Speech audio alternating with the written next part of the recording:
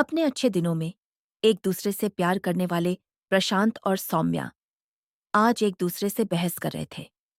दोनों अपने आप को सही साबित करना चाहते थे। मेरे प्यार को तुम गलत समझ रहे हो, प्रशांत, सौम्या गुस्से में कहा, जिसे सुनकर प्रशांत का गुस्सा और ज्यादा भड़क गया था। प्रशांत ने अपने गुस्से को दबाते हुए कहा, सौम्या, मैं तुम्हारे प्यार पर शक नहीं कर रहा हूं, लेकिन मैं तुमसे कुछ समय मांग रहा हूं ताकि मैं जीवन वही मुकाम पा सकूं जिसे देखकर तुमने मुझसे प्यार किया था। सौम्या बोली, पता नहीं तुम कब तक उस मुकाम पर पहुंचोगे। मेरे घरवाले मेरी शादी करना चाहते हैं। मैं क्या कर सकती हूं? आज से करीब 2 साल पहले प्रशांत जिस कंपनी में मैनेजर था, वहां सौम्या एक छोटी सी नौकरी के लिए इंटरव्यू देने आई थी। प्रशांत ने उसकी क्वालिफिकेशन देखकर उसे नौकरी पर रख लिया। सौम्या के पास कोई एक्सपीरियंस नहीं था, लेकिन फिर भी प्रशांत ने उसे रखा और धीरे धीरे वह काम सीख गई। कुछ समय बाद सौम्या का प्रमोशन हो गया, जिसके लिए वह प्रशांत का एहसान मानती थी।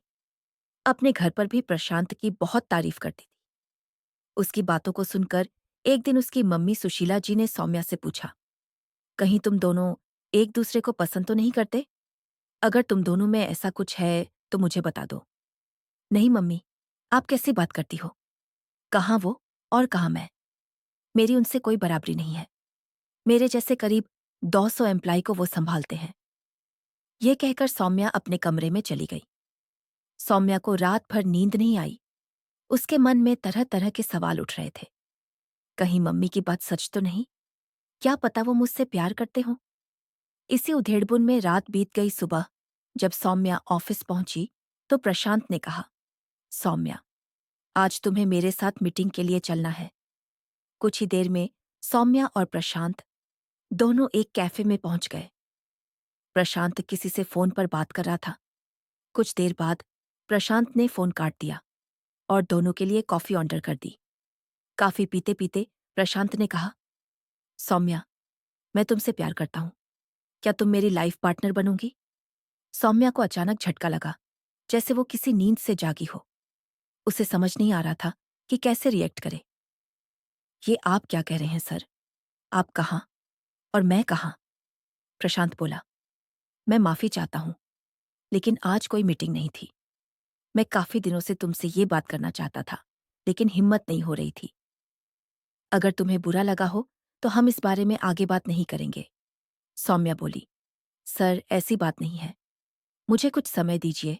अचानक इतना बड़ा फैसला मैं कैसे ले सकती हूँ?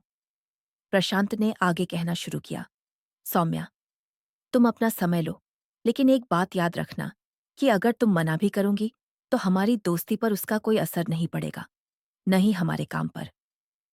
सौम्या उठकर चली जाती है। उसे कुछ समझ नहीं आ रहा था। एक तरफ उसे ऐसा लग रहा था जैसे उसका रात का सपना सच हो रहा था।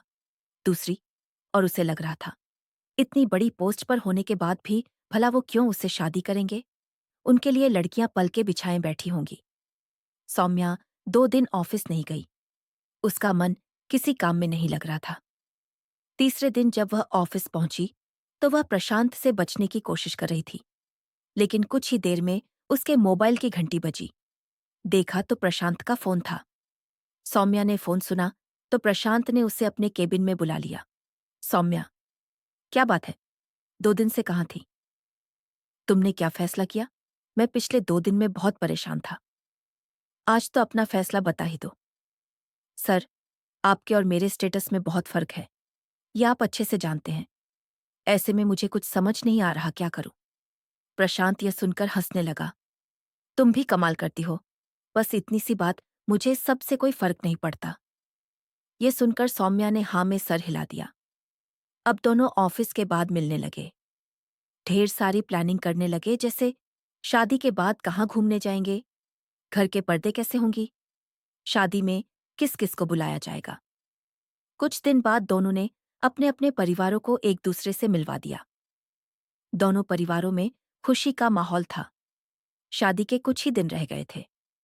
तभी एक प्रोजेक्ट को लेकर प्रशांत और मैनेजमेंट में बहस हो गई। प्रशांत को नौकरी छोड़नी पड़ी। उस दिन सौम्या और प्रशांत दोनों बहुत देर तक एक दूसरे के आंसू पहुंचते रहे। इस बात को 15 दिन बीत गए। प्रशांत ने कई दूसरी कंपनी में आवेदन दिया, लेकिन कहीं भी बात नहीं बनी। 1 महीने तक तो प्रशांत और सौम्या दोनों शाम को उसी जगह मिलते थे, लेकिन धीरे धीरे सौम्या का आना कम हो गया।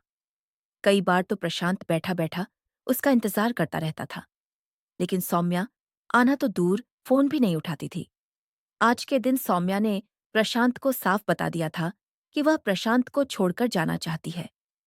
प्रशांत बोला, सौम्या, मैंने तो कभी तुम्हारी पोजीशन को अपने आड़े नहीं आने दिया। आज मेरी नौकरी चली गई तो तुम मुझसे किनारा करने की सोच रही हो। सौम्या उठकर चल दी। जाते जाते उसने इतना ही कहा, प्रशांत, मुझे नहीं लगता कि अब तुम कभी तरक्की कर पाओगे। फिर मेरे घर वाले अगर मेरे फ्यूचर के लिए प्लान बना रहे हैं तो मैं उन्हें कैसे मना कर सकती हूँ।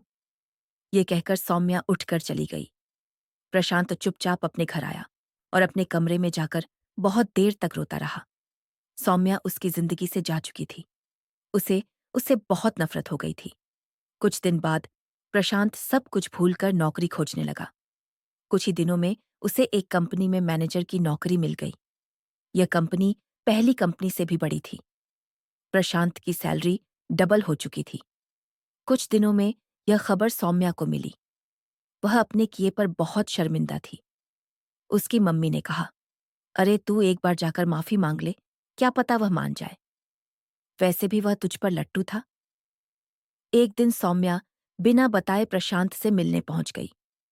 उसे देखकर प्रशांत ने कहा, देखा सौम्या, अब मैं पहले से भी बड़ी कंपनी में आ गया और मेरी सैलरी भी डबल हो गई है।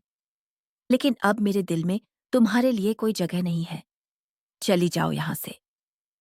सौम्या चुपचाप उसके केबिन से बाहर आ गई। उसकी आंखों से आंसू बह रहे थे।